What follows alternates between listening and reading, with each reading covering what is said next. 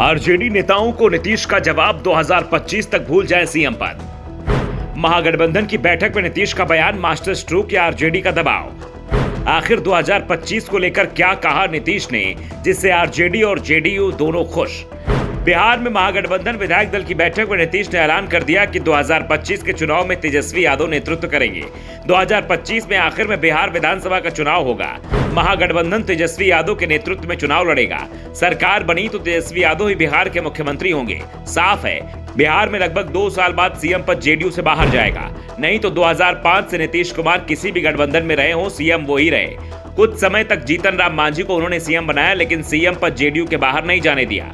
2015 के बाद से तो जेडीयू बिहार के दूसरे और तीसरे नंबर की पार्टी बन गई, लेकिन सीएम की कुर्सी नीतीश ने नहीं छोड़ी। लेकिन अब नीतीश कुमार सीएम पद छोड़ने की बात कर रहे हैं। 2 दिन में नीतीश कुमार के 2 बयानों के अलग अलग मायने निकाले जा रहे हैं। पहले नीतीश कुमार ने दावा किया कि एनडीए छोड़ने का फैसला उन्होंने ललन सिंह और विजेंद्र यादव के कहने पर लिया।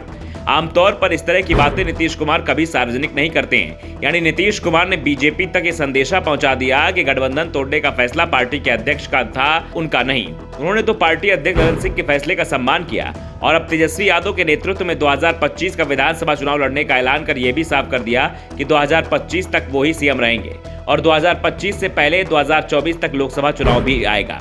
ये चुनाव ही बताएगा कि बिहार में नीतीश कुमार किसके साथ जाएंगे। दिल्ली में अगर सरकार विपक्षी गठबंधन की बनी तो ही नीतीश दिल्ली जाएंगे, नहीं तो प्रशांत किशोर पहले ही दावा कर चुके हैं कि नीतीश कुमार फिर पलटी मार जाएंगे, क्योंकि अब वो बिना कुर्सी के रह नहीं पाएंगे। दूसरी ओर नीतीश कुमार की बिहार में पकड़ तेजी से कमजोर हुई है। जेडीयू कितना कमजोर हुआ है, ये 2020 के विधानसभा चुनाव में देख लिया गया, जब जेडीयू बीजेपी के साथ मिलकर चुनाव लड़ा, लेकिन चुनाव में जेडीयू 45 सीट से भी कम सीटों पर जीत मिली। इसके बाद ही नीतीश कुमार के नाम पर तमाम सवाल खड़े हो रहे थे। नीतीश कुमार ने एनडीए छोड़ा तो दावा किया गया कि उनके साथ एनडीए का 18% वोट भी महागठबंधन में मिल गया है। लेकिन नीतीश के महागठबंधन में शामिल होने के बाद 3 चुनाव हुए और इन चुनाव में महागठबंधन के वोट बढ़ने की जगह कम ही हो गया।